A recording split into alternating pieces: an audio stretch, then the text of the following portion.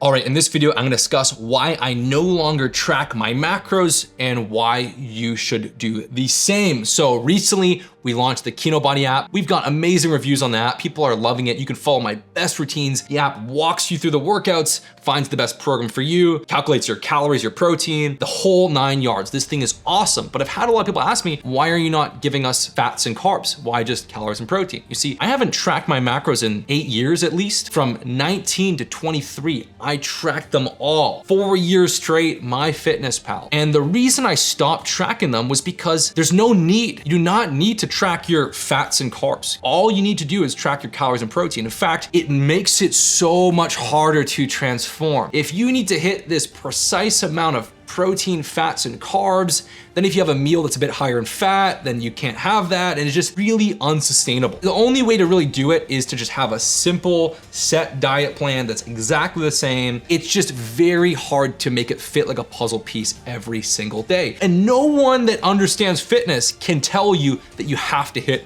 exact amount of carbohydrates, or you have to hit exactly 75 fat or 220 carb. That does not matter. There's no need to hit some exact fat or some exact carb intake. All that matters at the end of the day for transforming, for health, is that you do not go too low in fat or too low in carbs. That's it. As long as you eat balanced meals, balanced food, all you need to worry about is hitting your calories and your protein. Now, once I shifted from tracking my macros, when I was doing that, I would inevitably screw up a lot. It was just all this extra willpower. I was depleting all this extra willpower trying to fit it in exactly as planned, and then I would just screw up my diet more. Once I let go of that, I was like, you know what, let me just hit my 2,200 calories or 2,300 calories, get my 140, 150 protein, and just let everything fall into place. My adherence was way better. It was so much easier. I had more flexibility. Okay, I want to have a ribeye steak. Okay, I can go a little bit lower in carbs. If I want to have a different dessert, I would just focus on hitting my calories and protein.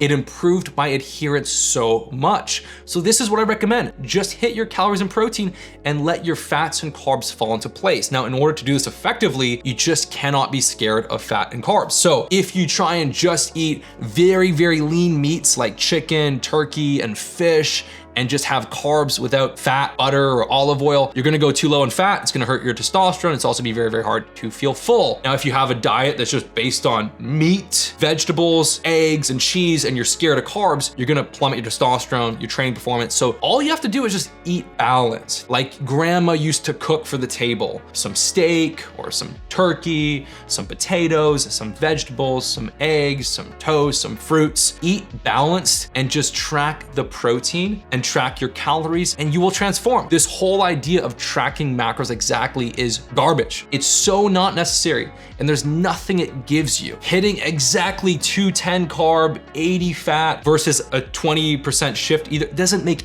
any difference. No one can tell you it does. There's no magic macro amount. Hit your protein, eat balance of fats and carbs, and hit your calories, and you've done it all. There's nothing more you can do. Then you just get your steps in, get quality sleep, and hit your training. This shift was the biggest game changer for me. Adherence was way better. It was easier if I was traveling, going to different restaurants, just made it so much more flexible. I never even have to use an app. I know that if I'm gonna break my fast, I'm having about 600-700 calories, and I'm having 40 grams of protein. I know for my big feast, I'm having 1,300 calories and 90 grams of protein. And then I just saved the last little bit of calories for my dessert, maybe some cookies, maybe a little bit of milk. I never have to track it. And here's the thing, the more energy and willpower you have to use to try and track this and then try and track that, and oh shit, how do I eat this meal without going over my fat intake? And then what do I do? And then the more that you do, the more you deplete your willpower and the more you're about to screw up. You don't want to deplete your willpower. You want this fitness and calories and protein just fall in the background of your life. Like no one can really notice. If people spend a week with me, they don't even think I'm tracking. I just eat.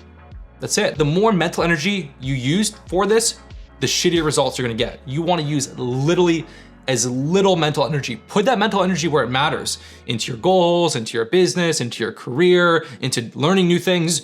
Don't be wasting mental energy on how do I exactly get 240 carb, 60 fat, 180 protein.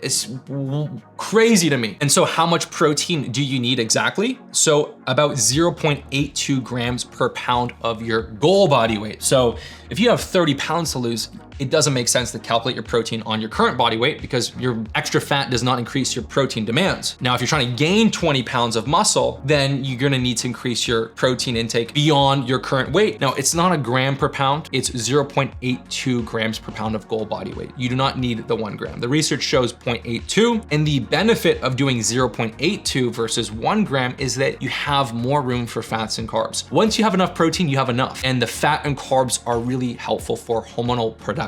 So in the past, when I went really high in protein, I had to cut back on fats and carbs, and my T levels actually dropped quite a bit. When I hit as much protein as the body needs without going higher, had a bit more fat carbs, felt way better. So 0.82 is perfect. For most guys, about 140, 150 grams per day is a really good place to be. And that pretty much means you're eating about a pound of meat, which is gonna be about 100 grams with some tag-alongs from carbs. And then you gotta get another 30 to 50 grams somewhere else. So for me, I mix my Kino collagen in Greek yogurt and I get 45 grams, 50 grams of protein, or you could have an omelet, a little bit of chicken. So I do 1 big protein serving for dinner, pound of steak, pound of chicken, potatoes, broccoli, and then my afternoon meal is my Kino collagen with Greek yogurt, and that's how I hit my protein. There's no benefit to going beyond that. I like the fats and carbs for my testosterone levels. So that is my advice for you. There's no need to use MyFitnessPal. You do not need it. You just find meals you like, hit your calories and protein, do your steps, and transform. So